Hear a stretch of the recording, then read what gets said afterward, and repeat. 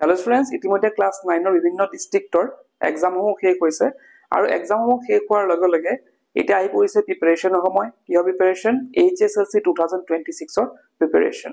এটা বহুতে হেতু কয় যে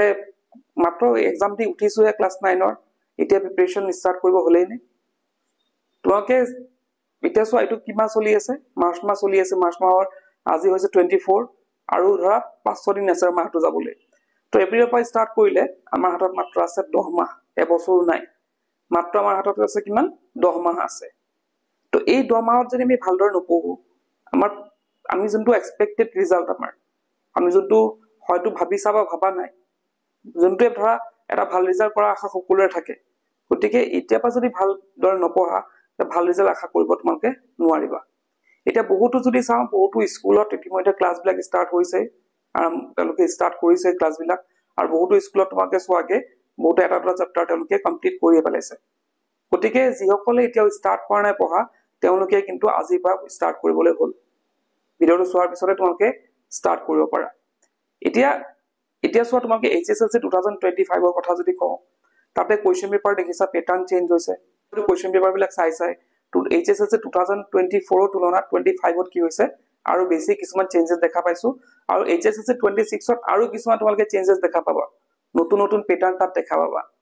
তো গতিকে সেই মতে আমি নিজকো পৰিৱৰ্তন কৰিব লাগিব আৰু পৰিৱৰ্তন কি দি কৰিম আমি নিজকে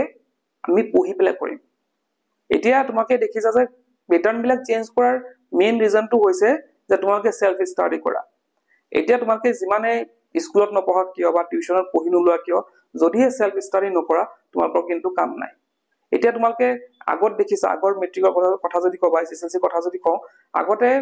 ছাত্ৰ ছাত্ৰীসকলে স্কুলত যিবিলাক লিখাই দিয়া কোৱেশ্চন আনসাৰ্স বা টিউচনত যিবিলাক কোৱেশ্চন আনসাৰ্স লিখা দিয়ে বা পাঠত যিবিলাক থাকে সেইবিলাক পঢ়িলে হৈ যায় কিন্তু বৰ্তমান সময়ত সময় চেঞ্জ হৈছে আৰু সময় চেঞ্জ হোৱাৰ লগে লগে আমি চেঞ্জ হ'বলৈ লাগিব কাৰণ আমি যিবিলাক প্যাটাৰ্ন আমি পাই আছো এইচএসএলসি এক্সামত হেতু সব মানে মূলতে আছে কি সেলফ ষ্টাডি তুমি স্কুলত পঢ়া টিউচনত পঢ়া কিন্তু তুমি সেলফ ষ্টাডি এটা কৰিব লাগিব সেলফ ষ্টাডি কি দৰে কৰিম সেলফ ষ্টাডি কেনে কৰিম আমি যোনখিনি টিউচন স্কুলত যোনখিনি পঢ়ালে কিন্তু পঢ়িমে লগতে আমি কিতাপখন ভালদৰে পঢ়িব লাগিব এতিয়া আমাৰ এই যে প্যাটাৰ্ন বিলাক চেঞ্জ হৈ আছে তাৰ মূলতঃ এটাই মানে সমাধান তাৰপা বাছিবলৈ এটা সমাধান যে কিতাপখন আমি ভালদৰে আটিগুৰি মাৰি পঢ়িব লাগিব এতিয়া আগতে এনেকুৱা হয় যে আমি জাস্ট সিলেবাসৰ কোৱেশ্চনখিনি পঢ়িলে হৈ যায় বা এটা দুটা বেলেগৰ পৰা চালে হৈ যায় কিন্তু এতিয়া বৰ্তমান সময়ত কি হৈছে কিতাপৰ চেপ্টাৰৰ তোমালোকে মই যদি ধৰা তোমালোকক মই এটা এক্সাম্পল দিম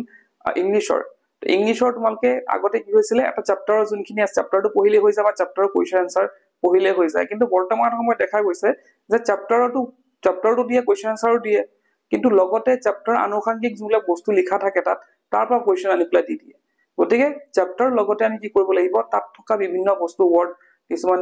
ধৰা ইম্পৰ্টেন্ট নোটস তাত দিয়া থাকে বা বেলেগ কথা কিছুমান লিখা থাকে চেপ্টাৰৰ বাহিৰতো কিবা কিছুমান কথা তাত লিখা থাকে সেইখিনি আমি লগতে পঢ়িব লাগিব গতিকে আমাৰ হাতত কিন্তু পঢ়িবলৈ বহুত বস্তু আছে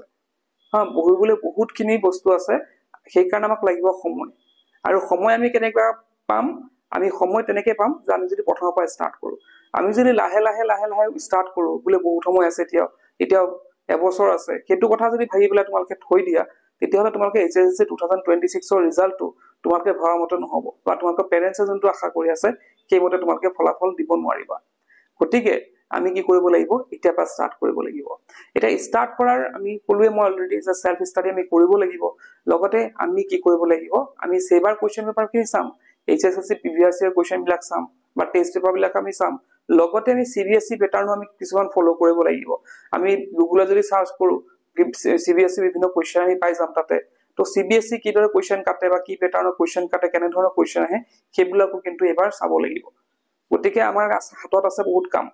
কিন্তু টাইম আছে আমাৰ মাত্ৰ 10 মাহ গতিকে এই 10 মাহত আমি যদি আমাৰ 100% দিও আমি যদি এতিয়া পৰা ষ্টাৰ্ট কৰো আমি নিশ্চিতভাৱে এটা ভাল ফলাফল লাভ কৰিব পাৰিম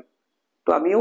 সেইটো মতে টাৰ্গেট এটা ল'ব লাগিব ষ্টাৰ্টিংত আমি এটা টাৰ্গেট ল'ব লাগিব যে আমি কিমান পাৰ্সেন্ট পাম আৰু সেই টাৰ্গেট ফুলফিল কৰিবলৈ আমি কি কৰিব লাগিব এতিয়া পৰা ষ্টাৰ্ট কৰিব লাগিব তো সেইখিনি আছিল আশা কৰিছো সকলোৱে আৰম্ভ কৰিবা আৰু কোনে কোনে আৰম্ভ কৰিবা কমেন্ট বক্সত লিখিব নাপাহৰিবা আজি ভিডিঅ' শেষ কৰিম কি কোচিং কেলাৰ